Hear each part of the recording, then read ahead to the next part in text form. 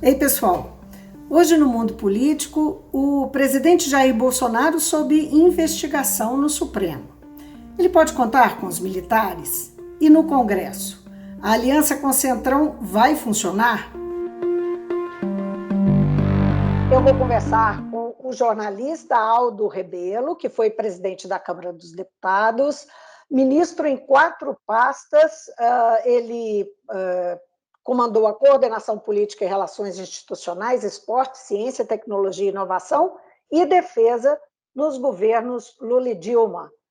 Aldo, muitíssimo obrigada por atender a gente. Obrigado a você, Vivi. Obrigado aí à equipe da Assembleia Legislativa da nossa gloriosa Minas Gerais. Um abraço. Nós estamos começando a semana na expectativa do inquérito que está aberto no Supremo Tribunal Federal e que vai ouvir uma série de delegados, de ministros, por conta das denúncias ou, enfim, das declarações que o ex-ministro Sérgio Moro fez em relação à troca de comando da Polícia Federal decidida pelo presidente Jair Bolsonaro. Eu queria começar com uma avaliação sua deste momento que nós estamos vivendo, a situação do presidente Jair Bolsonaro. Olha, é um momento difícil porque há uma confluência de muitos fatores geradores de instabilidade, de incertezas. E isso é o que deve explicar as turbulências emocionais do presidente. O presidente parece um homem atormentado. E a única explicação que eu tenho são as investigações, uma já há algum tempo, sobre as atividades das milícias, e que se aproximam dos filhos e da família do presidente da República. Outra investigação é a investigação em curso no parlamento das fake news, e há também evidências da prática de fake news pelo chamado gabinete do ódio, como foi apelidado por pessoas próximas do próprio presidente, a atividade de distribuição de notícias falsas contra a reputação de adversários mais antigos ou mais recentes, e essa investigação também se aproxima de pessoas próximas do círculo presidencial. Uma terceira investigação que foi iniciada a partir das denúncias do ex-ministro da Justiça, Sérgio Moro, que também se aproxima do gabinete do presidente e dele próprio. Além disso, há a crise econômica em curso e, para completar, essa pandemia, para a qual o presidente tem dado opiniões, sugestões e orientações desencontradas, numa disputa grande com os outros entes da federação, com governadores principalmente, com o Congresso, com o Supremo. Então, nós vivemos um clima de desorientação no país. E as instituições, se uma não cumpre o seu papel, que é a Presidência da República, as demais têm que cumprir, o Supremo Tribunal Federal e o Congresso. E é isso que está acontecendo. Há uma questão que se coloca sobre a decisão do Supremo, especificamente do ministro Alexandre de Moraes, quando, enfim, tomou a decisão de suspender a primeira nomeação que o presidente fez. Enfim, o Congresso, o Supremo está sendo sendo apontado um ativismo do Supremo. O senhor acredita que essa instabilidade e, como o senhor mencionou, o que está acontecendo no Executivo gera esses desequilíbrios nas relações de poder? O senhor enxerga esse tipo de problema acontecendo nesse momento? Só pessoas desavisadas ou interesseiras descobriram agora o ativismo do judiciário. O ativismo do judiciário existe, é antigo, antecede o governo do presidente Bolsonaro, antecede o governo da presidente Dilma, antecede o governo do presidente Lula, isso antecede o governo do presidente Fernando Henrique, isso nasceu e vem desde quando a oposição sofria derrotas no parlamento e, em aliança com o procurador ou com a imprensa, tentava revogar decisões políticas no judiciário. Isso aconteceu no governo do presidente Fernando Henrique. O PT fez muito isso no governo do presidente Fernando Henrique Cardoso. Fez muito isso. Perdia uma votação, recorria ao judiciário, ao Supremo, para revogar matérias que tinham sido aprovadas no parlamento. Isso continuou no governo do presidente Lula, com a oposição recorrendo de forma sistemática. Agora já o PSDB na oposição aprendeu com o PT a encontrar no judiciário a politização das decisões do parlamento, e no governo da presidente Dilma isso foi ao auge, ou seja, o Supremo revogou a nomeação de um ministro da presidente Dilma, o presidente Lula foi nomeado ministro e, numa canetada, o Supremo revogou. Um juiz de primeiro grau pediu a prisão do presidente do Congresso Nacional, outro pediu tornozeleira no presidente Sarney. Depois, no governo do presidente Michel Temer, ele nomeou uma ministra do Trabalho que também teve a decisão revogada pelo Supremo. E agora eles descobriram que há um ativismo do judiciário. Ou seja, se o Supremo pôde revogar a nomeação de ministros da presidente Dilma, do presidente Michel, não vai revogar um delegado do presidente Bolsonaro. Tenham paciência, né? Agora, eu sou favorável à separação dos poderes, sou, mas isso vem acontecendo e não é de agora. E todos silenciaram quando isso aconteceu nos governos do PT. Agora, falando dos riscos que o senhor vê ou acha que pode existir para o presidente Bolsonaro. Na verdade, há uma leitura de que ele está bastante isolado e ele tem buscado saídas para isso. Uma aproximação no Congresso, ele tem trabalhado muito junto àquele público, aquele eleitorado mais bolsonarista, mais fortemente bolsonarista. Ele está em risco diante desse conjunto de investigações, de denúncias, das ações dos outros poderes? O maior risco para o presidente Bolsonaro chama-se presidente Bolsonaro. Quem tem criado mais atividades, fatos que põem em risco o mandato, a estabilidade, a credibilidade do presidente Bolsonaro é o presidente Bolsonaro. Não é o Supremo Tribunal Federal, não é o Congresso Nacional, não é a Câmara dos Deputados, o Legislativo, a imprensa. Quem mais cria fatos negativos para o presidente é o próprio presidente, com suas atitudes desorientadas. Então, ele pode terminar o mandato dele tranquilamente? Pode, mas ele pode caminhar para um isolamento irreversível, que eu acho que é o grande esforço que ele faz, principalmente quando tem na sua área de colaboradores ministros como esse ministro das Relações Exteriores, o ministro da Educação, entre outros, né, que só trazem para o país motivos e razões de instabilidade. Eu não vejo que isso possa ser criado pelo Supremo ou pelo Congresso, a não ser pelo próprio presidente da República.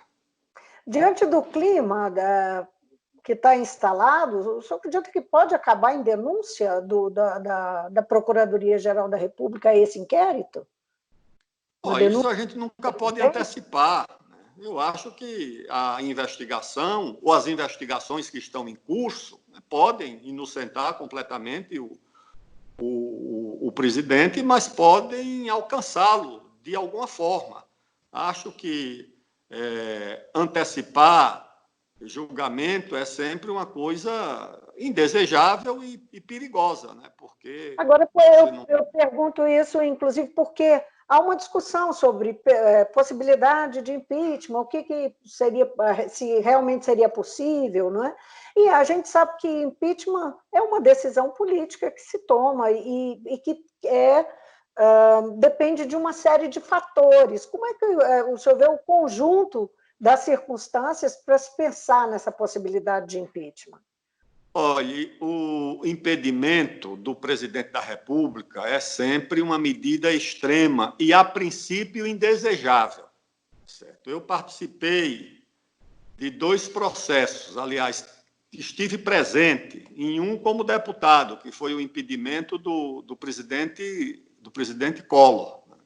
Eu acho que foi uma coisa assim também indesejável. Eu não repetiria aquele processo. Era o primeiro presidente eleito, depois de quase 30 anos, e o presidente do primeiro mandato eleito pelo povo é impedido no princípio do mandato, não chegou nem no meio do mandato. Eu acho que aquilo foi uma coisa ruim para o país. Talvez houvesse outras formas de punir os erros ou o crime cometido pelo presidente. Né? E, mais recentemente...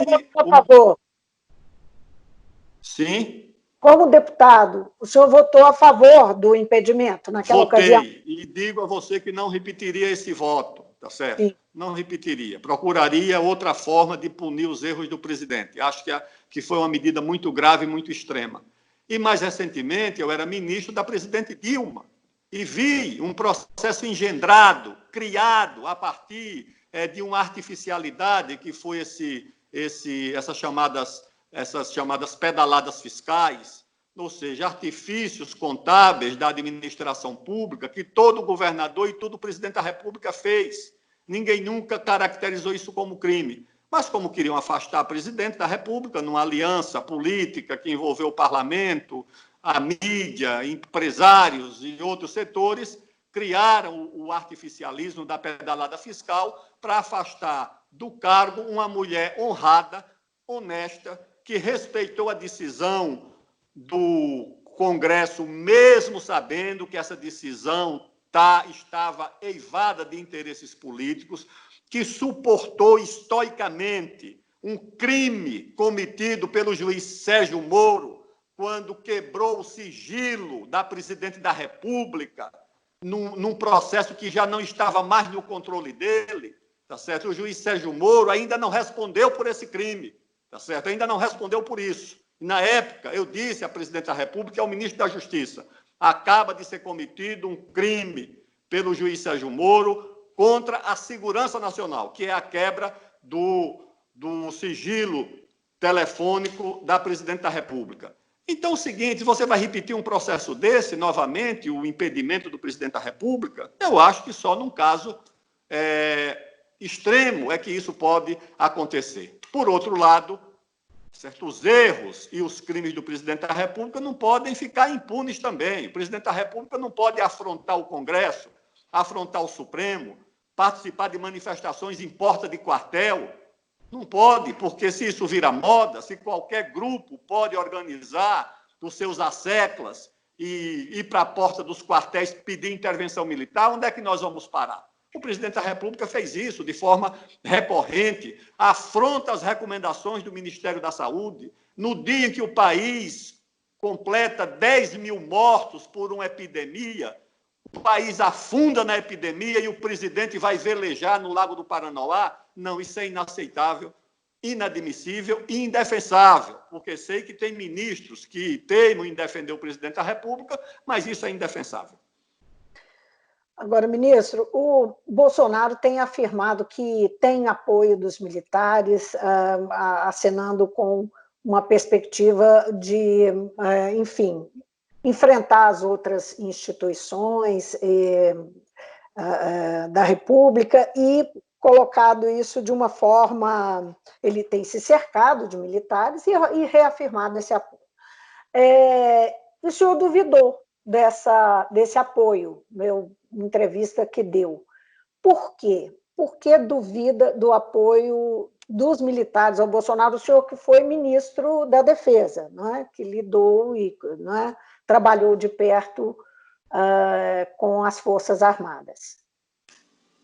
Eu não creio em qualquer possibilidade de intervenção militar, porque os militares, quando eu falo dos militares, não falo dos ministros do Bolsonaro, que estão na reserva ou licenciados, falo dos militares que estão na função de militares, nos quartéis, cuidando dos seus afazeres, e que não se envolvem diretamente em política, cumprem uma função uma missão constitucional de apoiar o governo naquilo que o governo precisar, porque sempre cumpriram essa missão, mas dentro da lei, dentro da legalidade, dentro do que determina a Constituição.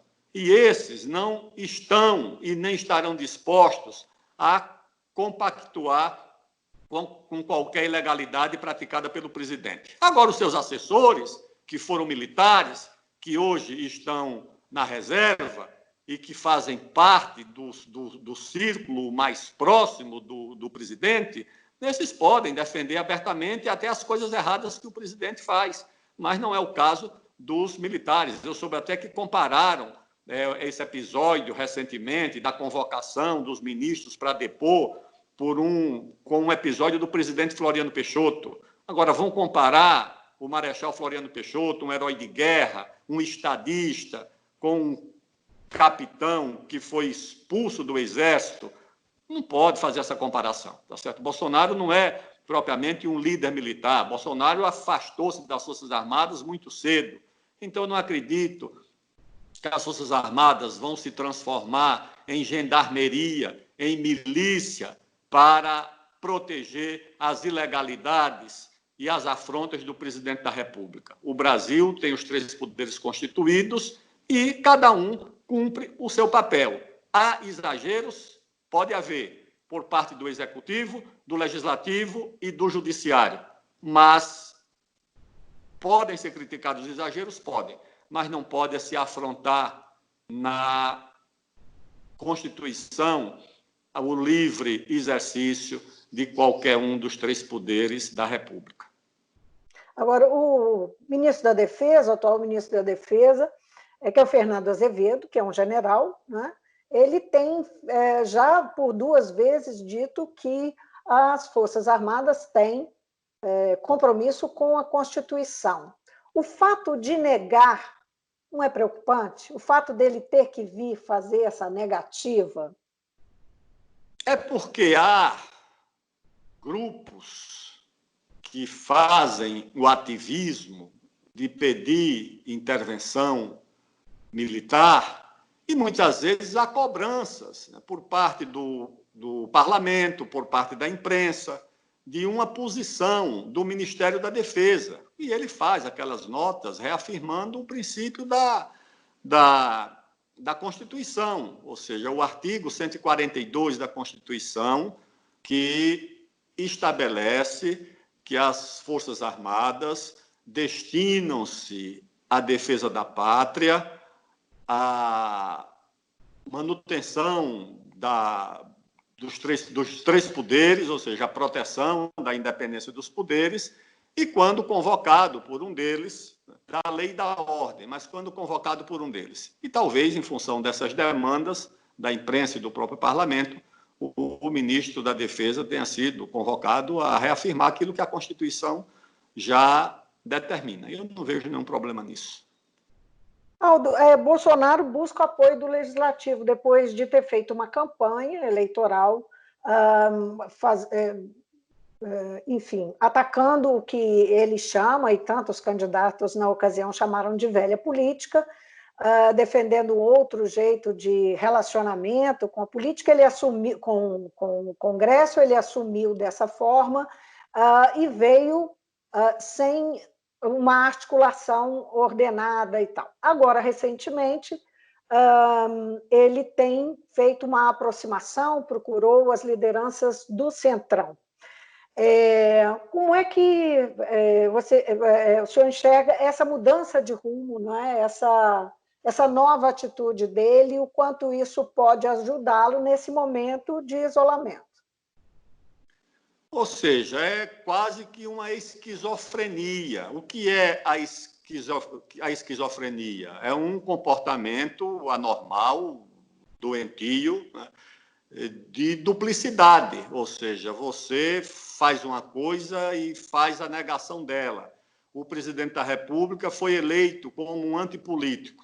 Como a política tinha sido desacreditada, não sobrou nada, dos escombros surgiu a figura do Bolsonaro, surgiu dos escombros, da destruição das instituições, da política, da credibilidade, dos partidos, de todo mundo, surgiu a figura do Bolsonaro, que ninguém, assim, o grande público, o eleitor, não conhecia, associou o nome dele aos militares, que tem uma imagem muito boa junto à população, e foi eleito, né, como um capitão do Exército, e não como aquele que foi renegado, ou que renegou a própria carreira militar.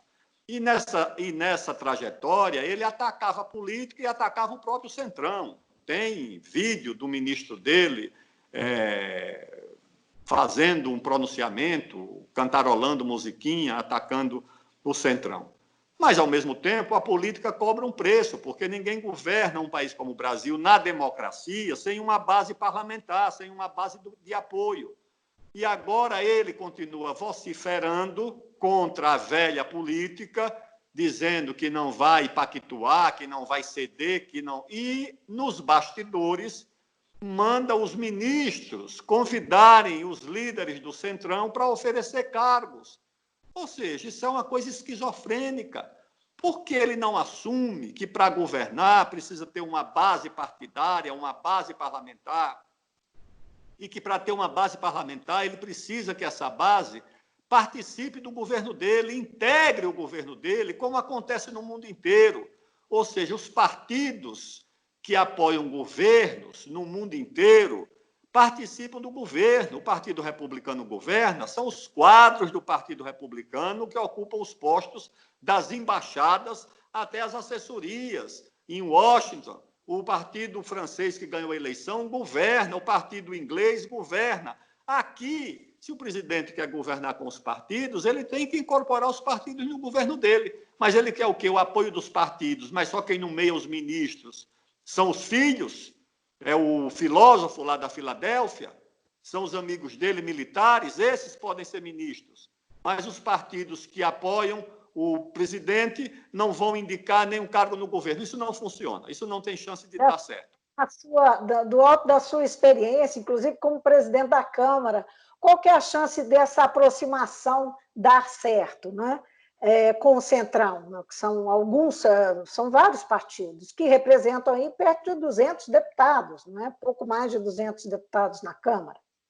E a possibilidade bem de sair, dele conseguir fazer o presidente da Câmara no início do ano que vem, que já corre essa, enfim, nos bastidores, essa ideia de que o presidente estaria com essa aproximação também visando ter lá na presidência um aliado próximo, ao contrário do que é hoje, né? Que Maia não representa exatamente um aliado, ele tem sido aliado pontual. Né? Eu não creio que o presidente da República, principalmente com a demonstração de animosidade, de rejeição à política e ao parlamento, vá eleger alguém da sua estreita confiança para a presidência do parlamento. Acho que o parlamento não vai entregar a presidência a alguém muito próximo do presidente da República. Mesmo que faça essa aproximação, tá certo? Eles podem escolher alguém, é possível, mas não submisso ao presidente da República. Eles guardarão isso como um trunfo para manter a sua independência, a sua autonomia e o seu poder de barganha junto ao próprio Poder Executivo. Então, eles não vão fazer essa entrega da direção da Câmara dos Deputados e do Congresso ao presidente da República. E, além do mais, o seguinte, a experiência demonstra que depois de eleito o presidente da Câmara, ele tem autonomia, ele tem poderes constitucionais garantidos, ele é quem faz a pauta do parlamento, escolhe as matérias que vão ser votadas, qualquer que seja o presidente escolhido, ele continuará detendo a prerrogativa de dar início ao processo de impedimento do presidente da República. Então, o mais aconselhável para o presidente Bolsonaro seria ter uma relação de respeito. Ele pode ter as opiniões críticas dele sobre o parlamento, em algumas delas ele pode até ter razão, porque, de fato, há uma subtração crescente de atribuições do Poder Executivo que ele representa pelo Congresso e pelo Supremo. Isso acontece e começou lá no governo da presidente Dilma, quando quiseram torpedear o governo dela, enfraquecê-la e fragilizá-la, e veio a pauta-bomba. A pauta-bomba começou no governo da presidente Dilma, para enfraquecer o governo dela, para transferir e empoderar o legislativo contra o executivo. Isso aí, o próprio Bolsonaro participou disso, votou favoravelmente a isso, e agora vem se queixar de quê? Se você refere à questão do orçamento impositivo, no caso Entre outras coisas, o orçamento impositivo, tá certo? Mas não foi só o orçamento impositivo que, através das chamadas emendas impositivas, retirou o poder de manobra do executivo, a capacidade do executivo mediar os conflitos regionais que são grandes no Brasil, as desigualdades sociais, e o executivo é quem tem a capacidade de fazer isso, porque o parlamento ele é um poder quase que municipalista. O deputado ele se elege no município. Então, ele tem poucos olhos e pouca preocupação com as atribuições da União, tipo orçamento da defesa, orçamento de ciência e tecnologia, entre outros investimentos que o governo federal precisa fazer e que o deputado lá do município não vê isso como uma coisa assim prioritária. Mas o poder executivo foi sendo esvaziado, tá certo? Naquele período, naquela época, com o apoio de todo mundo, liderado pelo presidente da época, o presidente Eduardo Cunha, e agora essa conta chegou para o presidente Bolsonaro, como chegaria para qualquer outro presidente que fosse eleito. Agora, Aldo, só para a gente encerrar, uma última pergunta. O senhor se preocupa com o futuro da democracia no Brasil, diante dessa instabilidade toda que nós estamos vivendo, com um acúmulo de crises nesse momento?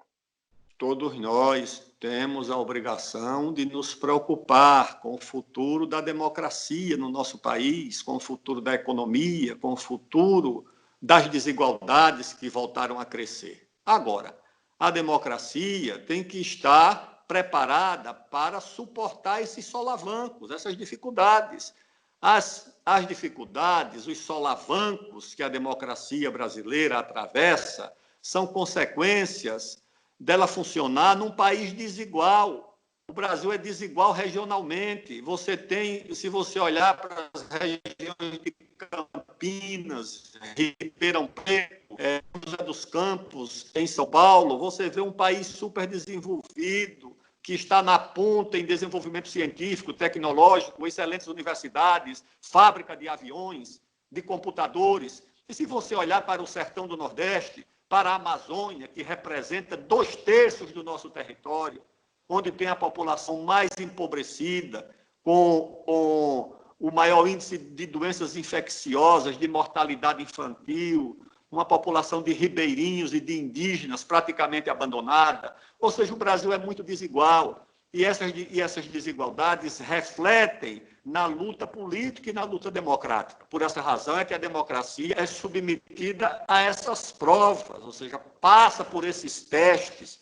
E se ela não suportar, ela não é digna do nome de democracia, ela tem que passar por isso. E quando ela passa, ela se fortalece, ela é testada. Por essa razão, eu me preocupo, mas eu sou otimista. Eu acho que nós passamos por provas importantes. Nós passamos pelo impedimento do presidente Collor, o primeiro eleito depois dos governos militares. Nós passamos por dificuldades no governo do presidente Sarney, campanhas contra o governo dele. Ele passou o mandato para o presidente Collor. Depois nós tivemos o mandato do presidente Itamar Franco. O presidente Fernando Henrique cumpriu seus 2 mandatos. O presidente Lula enfrentou CPI, enfrentou mensalão, terminou seus 2 mandatos e tivemos o impedimento da presidente Dilma, né, que foi um trauma, na minha opinião, desnecessário. Aí veio a eleição do presidente Bolsonaro. E o presidente Bolsonaro foi eleito como homem contra o sistema, como uma novidade. Poderia ter tido mais responsabilidade em cuidar desse legado que recebeu. Na minha opinião, está cuidando muito mal, tá certo? E ao invés de ser um fator de estabilidade, de união do país, de pacificação do país, ele é um fator de divisão, ele é um fator de instabilidade para o Brasil. E isso é uma coisa muito ruim. Mas acho que a democracia está dando provas de que pode suportar esses indesejáveis, porque não são inevitáveis, alguns são indesejáveis solavancos. Aldo Rebelo, foi um prazer, uma honra falar com o senhor. Uma honra falar com você, muito obrigado pela atenção e até breve. Até uma próxima. Eu conversei com o Aldo Rebelo, ele é jornalista, foi presidente da Câmara dos Deputados, foi ministro em 4 pastas, uma delas a pasta da Defesa. Nós tratamos aqui sobre a questão dos militares e falamos da conjuntura política que envolve o presidente da República e as relações conflitadas aí nesse momento entre os poderes da República. Obrigada outra vez, até a próxima.